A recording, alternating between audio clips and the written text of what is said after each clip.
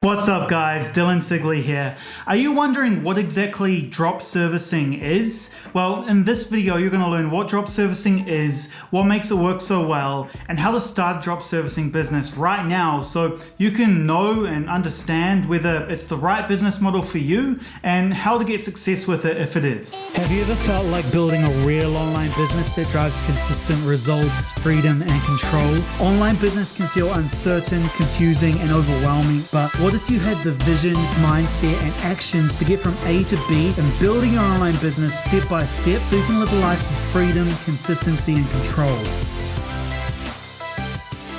So by the end of this video, you're going to know what drop servicing is and how to go out there and start one of these businesses, but better yet, you're going to know the steps and some ideas around types of drop servicing businesses you can get started with. But before we jump into the video, don't forget to hit subscribe and the notification bell so that when I release more marketing strategies, tactics, and stories, you'll get notified. So what is drop servicing? Well, essentially it's leveraging the fact that we can hire teams from around the world and get access to the global labor pool and find the highest quality teams at the lowest price, then using that create offers around those services and then deliver those services to clients in our home country or whatever country we choose. Just because of the fact that we have total communication ability, we can communicate with anyone around the world and offer them anything from around the world. It allows us to create these styles of businesses and leverage the fact that you can get a much better price at the same level of quality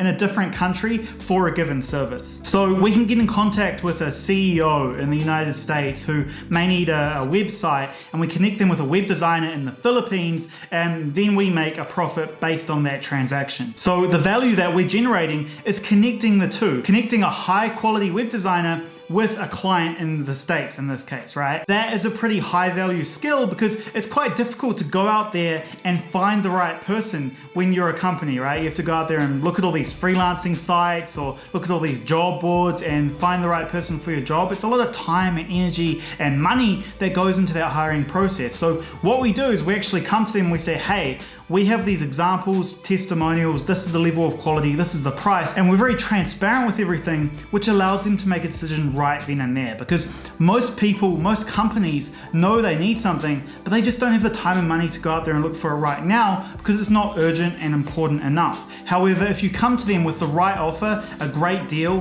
they're going to want to take that deal right away and move forward with the service that they know that they need. So being a completely digital drop servicing business, we have a competitive advantage over local companies because these local companies have higher costs, they have these fancy offices and have a full-time staff, whereas as a drop servicing business, you only pay your team when you have a project for them. So you're able to hire the team as soon as you have a project for them, which means that you don't have the costs associated with running a business. You don't have any running costs. So that allows you to be extremely flexible and extremely agile when it comes to finding new clients. Now, the caveat to this and what companies would say, the local established brick and mortar company would say that you're lower quality because you're using freelancers or teams from around the world, where as a matter of fact, what you're actually doing is finding the highest quality teams, vetting those teams, making sure they're high quality based on examples, testimonials, giving them test tasks, etc., and then putting them through that vetting process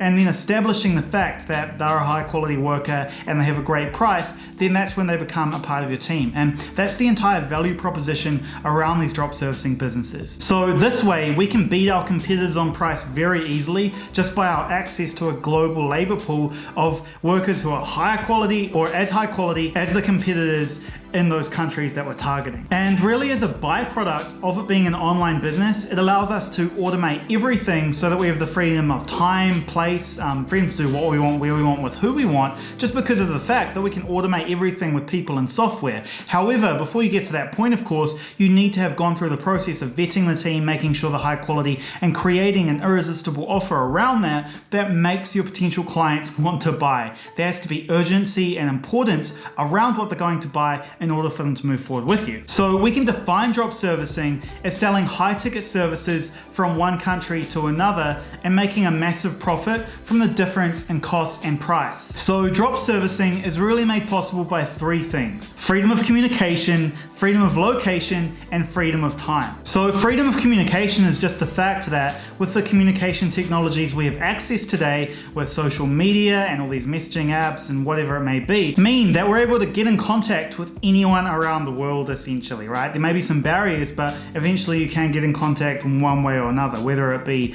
over social media, emails, calling, ads, whatever it may be, and then going into these networks where you find the teams and connecting those two. So we have complete access to a global economy and we're able to leverage that fact to create a massive value for our clients. And because of freedom of location, we're completely virtual teams, right? These drop servicing businesses, we can literally serve any client around the world and we can get in contact with any team or freelancer or individual around the world. So we have access to a global labor pool and a global market, which means that we're going to be able to find the best price and the best quality and connect to them with the best clients by leveraging different marketing channels. So why does it work? Well, at any given time, there's companies around the world spending billions of dollars on services. Companies need a lot of things done, but they don't necessarily have the money or the time in the business and the people in that business in order to actually carry out the things that they need. So for that reason, they look externally for service providers. Most companies even have a dedicated marketing budget that they need to spend every quarter in order to get that marketing budget the next quarter. So companies need external help, right? But why would they work with you? Why wouldn't they just go with the local company or another competitor? Well, that's where the competitive advantage comes into play, first of all, because we're able to come into the market and offer a much better price and create an offer around that price that seems irresistible. That's using different marketing and copywriting tactics to position ourselves as the best option in terms of importance and urgency, costs and quality. And that is what enables us to close deals faster than the typical sales cycle. Usually with a drop servicing business takes around 2 weeks on average to close a larger deal. But beyond the ability to create a competitive advantage, we're also able to go out there, and because it's a massive market, it's a global market, it's so large that we're really only a drop in the water. We're not really competing with the big boys and the local market. We're competing with a global market, which means that we're really in a blue ocean. There may be a lot of competitors, but there's so many more clients and companies around the world looking to buy these services. And any one company can't handle all of the clients and all of the demand out there. The reason for that is they're bounded by the resources. They only have so many people that can deliver the services, right? They don't have all of the service providers in the world. And because these services are delivered by people with skills, they can't hire everyone in the world in order to deliver these skills. We don't have an Amazon of business services yet. Maybe we should build one. So what I'm saying is essentially there's so many drop servicing businesses out there. There's so many service provider businesses out there serving businesses because they can only handle so many clients. They can only handle so many Facebook clients that pay them month after month. And at a certain point, they feel big enough, they don't need to get more clients and they don't want to go out there and search for more clients. And that's where you can go in and find the clients, right? So at a certain point, these companies become big enough and they no longer need to grow. And often they'll just look for bigger and bigger clients willing to spend more and more money, which leaves the smaller companies to go after the smaller clients. And then eventually, once they grow big enough, they go after the bigger clients too. But in reality, because we're all bounded by the number of resources we have at play, we can only grow these drop servicing businesses so big as well. So this isn't some kind of billion-dollar business model. It's just a good business model for getting in there with low barriers to entry and building a business relatively quickly around 6 figures in size. Most of the drop servicing businesses I've seen in my own are only high 6 figures at the most. There's not many that get into 7 figures because of that fact. But there definitely are some that get to that level, but the majority don't. I mean, there's thousands of these styles of companies out there, and most are just one-person companies. So they don't even need to get that big. They don't feel the need, and they are bounded by the resources they have to get that big. And that's why it's an opportunity, because this market is always going to have demand in it. Businesses always need services that they can't deliver themselves. They can't do themselves because they don't have the knowledge and the skills in their company to do it. And then on top of that, the companies that actually deliver these services can only handle so many clients. And that means there's always an opportunity for new companies to come into the market and deliver a service if they can do so at a high quality and a good enough price. Now, that is caused by low barriers to entry. I mean, it's very easy to find a team, build a team of web designers, for example, set up an offer and put the offer out into the market and get clients. That's low barriers to entry. Porter's 5 forces, right? If you don't know what Porter's 5 forces is, I'll create a video on that at some point, but it's pretty basic. It kind of sets how competitive the market is. So low barriers to entry means it's very easy to start a company. So Porter's 5 forces really dictates the levels of profitability that you can attain in a given industry, right? But in this business model of drop servicing, it's not really that great in terms of the amount of profit that you can generate. You can't become a massive company, but you can certainly create a large enough company to live a life of freedom and build kind of a freedom style business that enables you to go into those larger businesses if you come up with some great idea later. But we really do have low barriers to entry in this market. Then the potential of new entrants in the industry is very high because it's so easy and very popular to start one of these business service style businesses, drop servicing business. And the power of suppliers and customers is relatively high because customers have access to so many different options, and then suppliers have access to so many different options as well. So it doesn't create massive profit margins, but you can build a decent sized business very easily because of the low barriers to entry and high demand in the market. But because of Porter's 5 forces, it really just means that you can't grow a massive company, or it's very rare to grow a massive company in this business model. But quite simply, these companies will go with you because they don't have the knowledge and skills to do it themselves. They don't have the resources and time to go out and find another service provider. They want to get the results faster, they want the proven system. So because of that, they'll go with you because you're the first person to offer it to them. A study by Up in Sales found that 50% of sales come to the first person that reaches out to the company. And that really just proves the point that these companies don't want to go out there and put all of the time and money into searching for all of the different options and figuring out what the best company to go with is. And the only time they do this is when it's a company policy and the manager has to do it as a part of their job, meaning they're forced to do it, right? But humans always want to minimize time and energy. So for that reason, we typically just go with the first thing that presents itself. So how big is it? Well, the US business services sector consists of about 410,000 establishments with combined annual sales of about $770 billion. Now, an alternative methodology using economic data puts the size of the global market at about $5 trillion. So this is a massive business model, it's a massive market, right?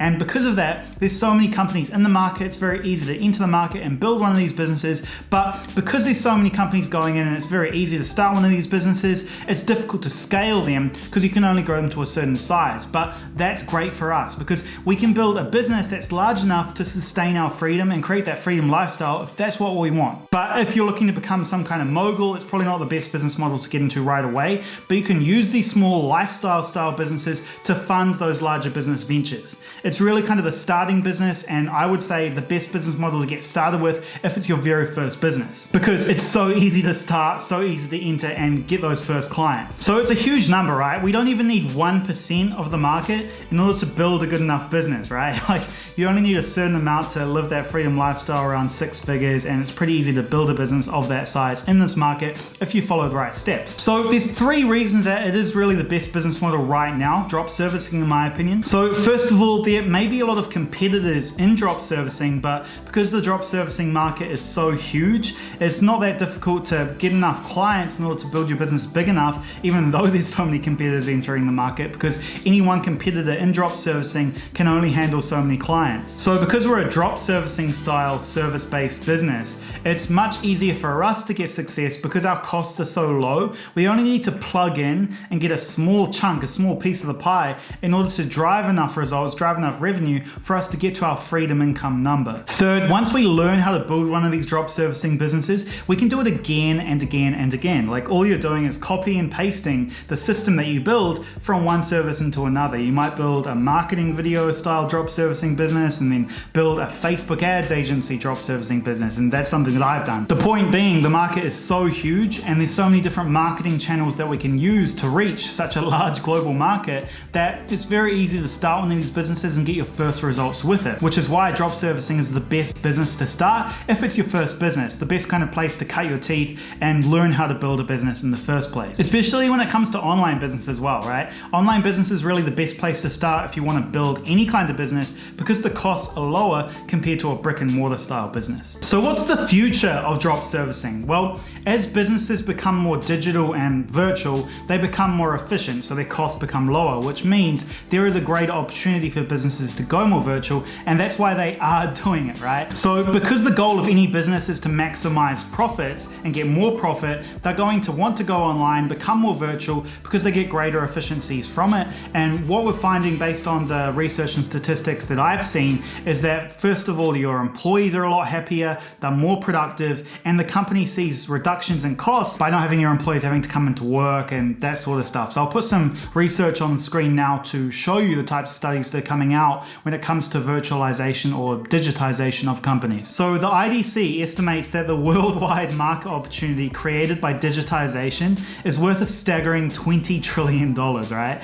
Well over 20% of global GDP. That's pretty crazy. So what exactly is the model and how does it work? Well, a pure drop servicing business has you as really the intermediary or the marketer setting up the team with the client via different marketing channels and via your offer. So the first step is you're going to find competitors. You need to find an idea and find competitors, and in terms of finding an idea, just look for anything that is a service that businesses need. So it could be a certain type of business, a niche that needs a certain type of service, and then you can find what companies have in terms of their offer when it comes to those services, and then look at different freelancing teams and jobs and what other people have to offer, and then you can see whether, for example, a team in the Philippines has a much lower cost but the same level of quality as a competitor in the United States, and that is a massive opportunity. Because if we connect that team in the Philippines who has a much lower cost but same level of quality with the client in the States, they're going to get a massive amount of value from that difference in cost without them having to go out there and search for this team themselves, which they're unlikely to do. Once you find a service and you find competitors in the market offering that service, and then you find freelancing teams who are also offering that service, you can create your offer. So what your offer does is it really just uses the fact that you've got a much lower cost